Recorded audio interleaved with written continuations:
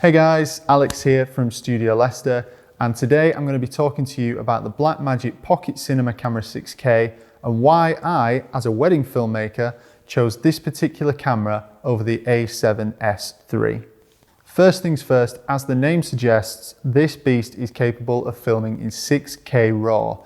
That's 2Ks more than 4K, making it a great B-cam for professional filmmakers working on the latest Netflix documentary or whatever, but a great primary camera for wedding filmmakers such as myself. First, let's address the elephant in the room. Yes, this beast can record at 6K, but where are you going to show off that 6K footage? YouTube doesn't host 6K, Vimeo doesn't, and if, like me, you've got a TV of a certain age, you won't be able to even show 6K or 4K footage downstairs at home. However, that's not to say that you shouldn't be taking advantage of 6K when it comes along. By filming in 6K but outputting at 4K or 1080, you're going to find that your footage has a lot more dynamic range, flexibility and allowances to get creative in post-production. In addition to being able to shoot in 6K, the frame rates on this camera are pretty impressive. You can shoot at 50 frames at 6K RAW, or even 60 frames if you're in the 2:1 ratio. For those of you wanting to take advantage of 120 frames per second, you can do so in 2.8K RAW. For people who film a lot of weddings, this is really good news, especially for those who, like me, used to work at 24 frames a second or 30 frames if using the A7S II. What you'll find is when you drop footage filmed in 50 frames a second into your timeline, when you go to slow it down, you'll no longer be hindered by motion blur, which is really common when trying to slow footage down that's been filmed at 24 or even 30 frames per second. What's more, accessing these frame rates can be done in just a few clicks. By hitting this HFR button, you'll be able to access higher frame rates, whilst the function buttons on the top can be used to toggle shutter speed, ISO, or even your aperture to make sure you've got the exposure and all your settings right before you capture that slow motion scene.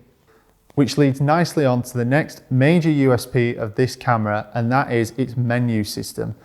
Unlike the Sony cameras, it isn't laid out like the inside of a spaceship, and everything can be found through this 5-inch screen, which is easy to use. It's touch screen, and you've got these multi-function buttons on the side that allow you to switch up, as I've already mentioned, between ISO, aperture, frame rates, whatever. For filmmakers working in the wedding industry especially, where you don't quite have enough time to be tinkering around with your settings because there's a confetti shot coming up, or you want to capture the first dance as it's happening without fumbling through a menu, that is an absolute godsend. You've also got the option to import LUTs into this camera, which allow you to view through your monitor how your footage is going to look in post, giving you an idea on overexposed elements, underexposed elements, or certain bits that you want to light better.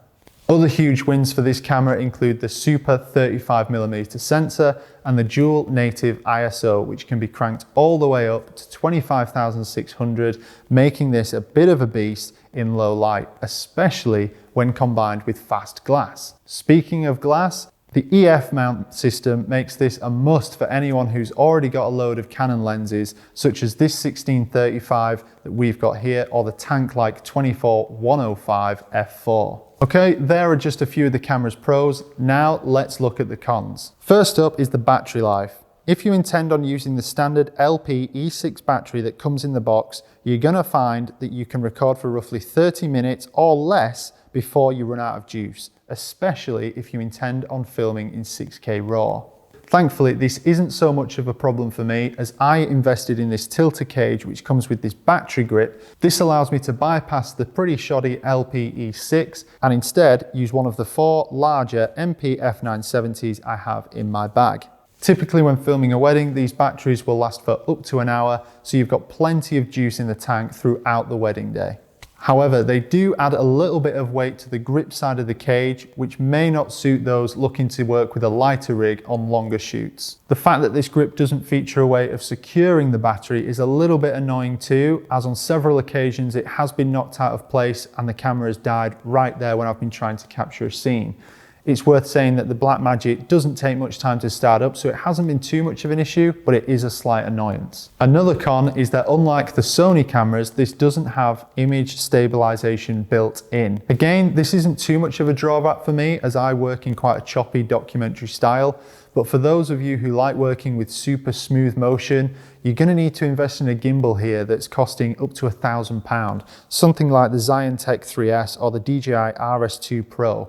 So be sure to bear that in mind. One last thing you're going to want to consider before you buy a Blackmagic Pocket Cinema 6K is the fact that you'll need to invest in a SSD as well. This is the Samsung T5. It costs £200, which, although it's not the end of the world, when you combine it with the price of the cage, the mics, the matte box, everything in between, it does all start to add up, so it's definitely worth considering. Opting for an SSD over a standard SD will automatically require you to invest in a cage too. Thankfully, these can be picked up for a few £100s on Amazon or eBay. I got this one second hand, and as I say, it came with the battery grip, the SSD slot, and this cool handle all built in for like £200. So there are deals out there for those who are willing to look. Okay, so now we've reviewed some of the headline pros and cons. Let's look at the specific reasons why I chose the Blackmagic Pocket Cinema 6K over Sony A7S III. First, let's compare the price of both cameras. At £3,799, the Sony A7S III is not a cheap camera. It's at an awkward price point too, somewhere between most other mirrorless full frame options and the more expensive professional cameras such as the Ursa Mini Pro 2. Remember, the £3,799 you'll have to spend on the Sony A7S III buys you the camera body only and no lenses, extra batteries, matte box, cage, anything. And if you're not careful, you could easily spend up to £5,000 getting kitted out with that camera. Now consider the Blackmagic Pocket Cinema 6K. At just over £1,700, this camera is an absolute steal. Even with everything you see here, the shotgun mic, the cage, the handle, the SSD, the matte box, the focus wheel, it all came in at under £3,000. That's £799 less than I would have spent on just the body of the A7S III. Let's not forget that at that price, I also bagged a camera capable of shooting at 6K, not the 4K offered by Sony's latest masterpiece. Looks-wise, I also think I ended up with the better end of the bargain. When it's all pieced together with the Tilta cage, function wheel and matte box, the Blackmagic Pocket Cinema 6K looks like a professional cinema camera, whereas the slight design of the Sony sure looks cool, but doesn't quite match up when the two cameras are compared. Before I finish, I just want to make one thing absolutely clear, and that is I love Sony cameras. So if this video has come across as a bit of a Sony bashing affair, I do apologize. The main reason why I opted for the Blackmagic Pocket Cinema 6K is the context that which you're living in now.